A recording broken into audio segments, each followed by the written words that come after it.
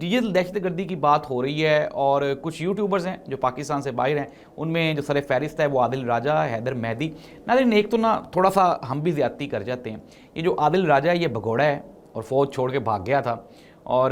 پھر اس کے بعد یہ دشمن کے ہاتھوں میں چلا گیا اور وہاں سے بیٹھ کے دیکھیں کچھ ایسی چیزیں ہیں جو کہ لائن آف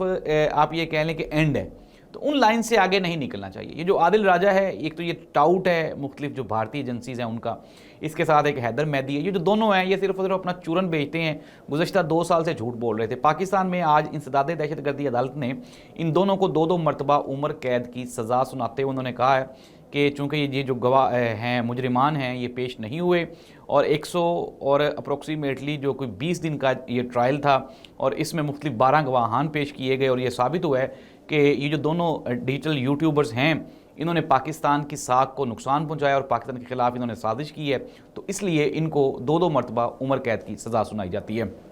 ناظرین ایک طرف تو کچھ لوگ ایسے ہیں جو کہ کالی بھیڑیں، جس طرح میں نے کہا کہ یہ عادل راجہ اور حیدر مہدی یہ دونوں ڈیزرو کرتے ہیں کہ ان کو سزا ہو، کیونکہ عمران خان کو مروانے میں ان کا بھی بہت بڑا ہاتھ ہے۔